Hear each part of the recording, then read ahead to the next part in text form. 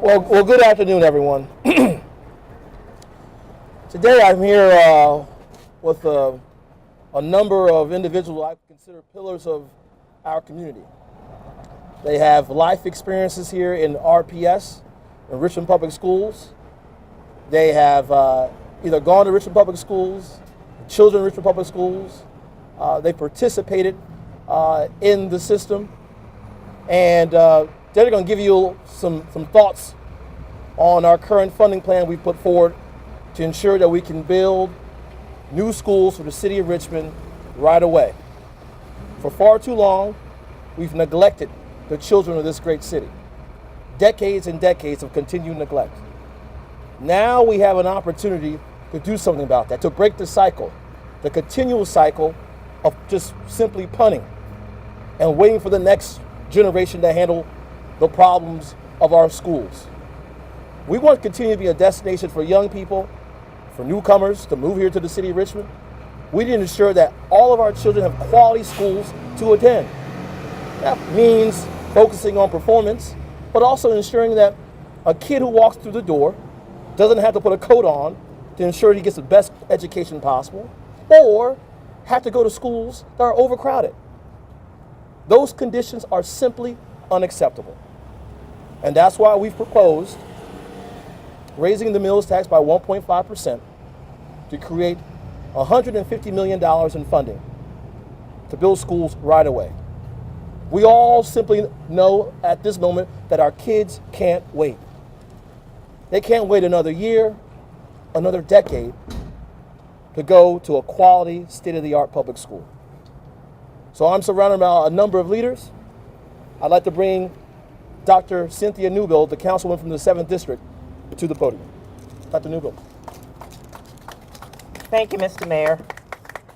I would just like to share briefly that the single most important factor in my early development was my RPS education. I attended Whitcomb Elementary, which has been torn down. I attended Mosby, which is now Martin Luther King, and the old Armstrong High School.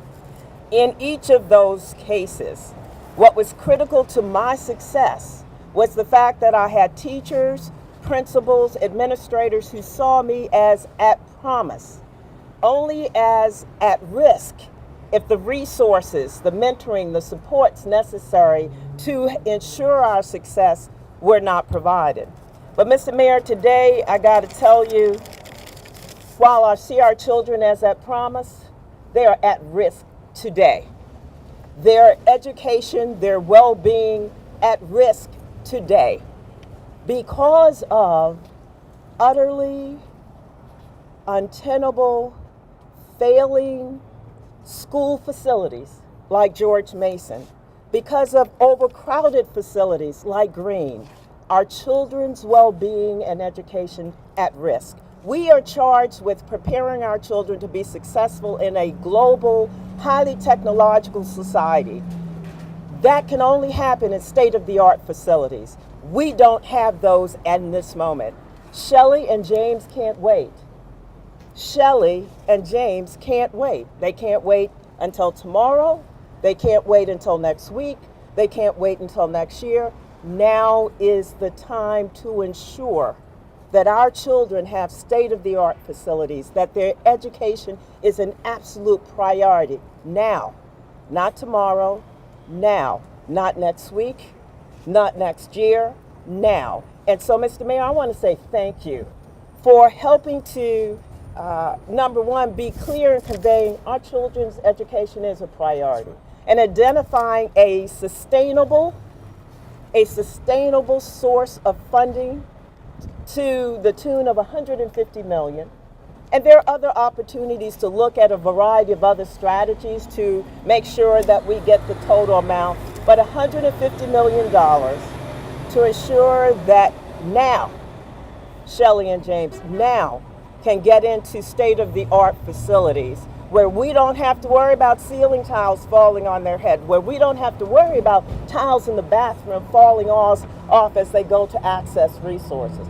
Now is the time, right now, and I want to just say thank you. Thank you for this source, 1.5%.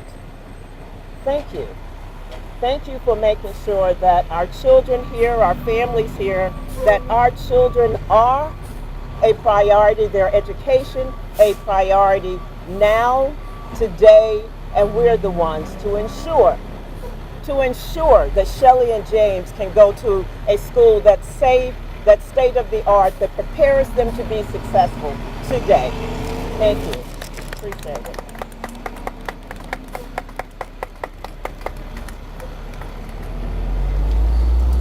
Thank you, Mr. Mayor. My name is Cheryl Burke, and I do represent the 7th District, a district of which I served as principal and a parent of 2 children that attended schools in the East End. I worked in Richmond Public Schools for 38 years. Now, as the 7th District School Board interim person, I am most disappointed. What's in place for our children is absolutely unacceptable. We speak of a beautiful city with one of the greatest assets in the world. That's our children, our future teachers, doctors, lawyers, mayors, principals, entrepreneurs. And we are denying them the opportunity to be at their best. It's time, folk, to rise up and take a stand on behalf of our children. It's time that we give our children what they need. If you ask not, you have not. So we're asking for that support. Mr. Mayor, again, I thank you. Thank you. Senator Marsh. Thank you, Mr. Mayor. I attended George Mason back in the 1940s. I said 1940s. And George Mason was in deplorable condition in the 1940s. And now I support the mayor's plan to raise some funds because we have to do something about these schools. So, if 1940s isn't long enough, when will we do it?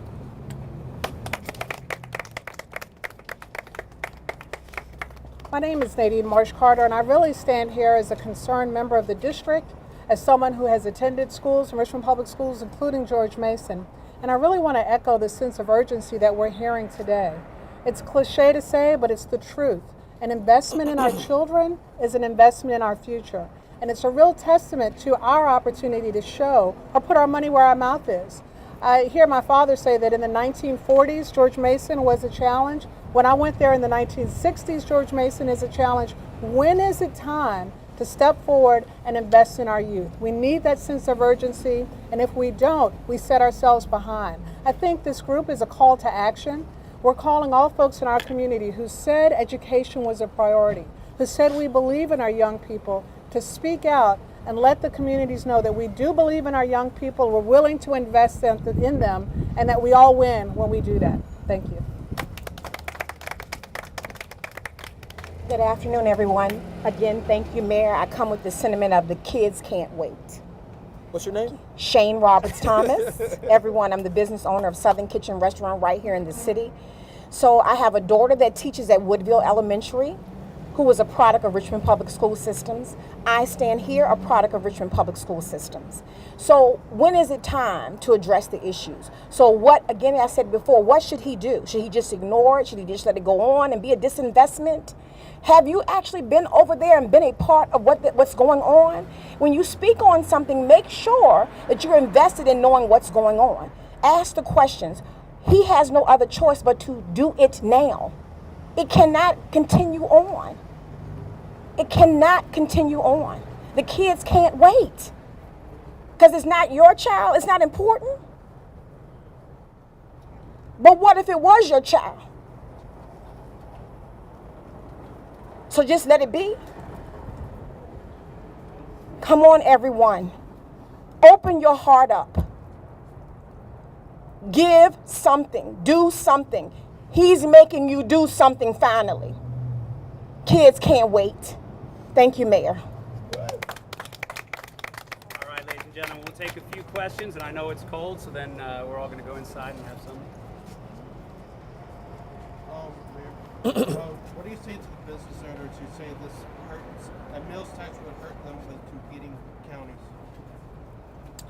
Well, I think you can look at our friends in Henrico County and what they've been able to do with their successful passage of their referendum to allow them to raise the meals tax.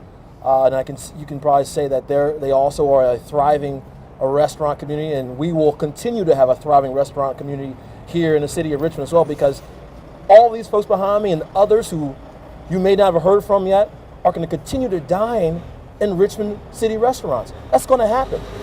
That is going to happen. And here's the thing: I don't relish having to raise a tax to build new schools for our children. But what I dislike the most is the fact that a child in George Mason Elementary School today, a kindergartner, would never be in a new facility at all in their elementary career. To me, that is unacceptable. And so there's a number of business leaders out there, people like Shane, who also agree with that. That is unacceptable. We are going to be for strong restaurants, but we're also going to be for strong schools as well. Mark? You heard some concerns last night at the contact from certain members of council that this tax or this plan is contingent upon a tax increase on a single industry. What is your administration's plan, or does your administration have a plan to try and spread the burden to other taxes, real estate, cigarette tax? Are you weighing on any other options besides the meals tax to close that $75 million gap between the plan the school board? I have no plans for further taxes. I have obviously I'm considering others we've talked about the tobacco tax, the cigarette tax as well. You saw last night that Davenport said that is an unreliable tax and it's actually too small to actually get us to where we need to be. That's why we chose the restaurant tax after a thorough review of all the revenue pools that are available to us. For me, as stated earlier, the $150 million in financing is a base for the school board to start building schools right away. They can use other tools that will be at their disposal, whether it's tax credits or performance contracting, things of that nature will still be tools they can still use, but they begin with a base of $150 million, an opportunity. That doesn't happen every single day. What I'm trying to do here, Mark, is break a long cycle in this city where year after year, decade after decade, we just continue to neglect kids. It's time to put our children first because they can't wait. Anyone else have a question? Yes, sir. No. It's only for the press. It's for the media. Yes, Ron. Last night they talked about students in Southside who were not happy with the fact these are going to be meal taxes. How do you address them? How do you get them to come on board and understand the significance of what you're trying to do? You know, for me, it's about putting the children of this community first. Like I said, I don't like taxes either. No one likes taxes. But guess what? I know if folks don't like kids going to awful schools, deteriorating facilities, decrepit rooms and classrooms, who would want that for their child? If you would not want that for your child, you should not want that for any child in this city. Any child in this city. And so what we're putting forward is a responsible, a fiscally prudent plan that allows us to raise dollars to create the financing to build schools right away. Not wait till 2025, but we can have students walking into new schools in the fall of 2020 if we act now. The future is now. No more delaying, no more waiting, no more punting. Let's do our jobs and let's take on the responsibility that the people elected us to do.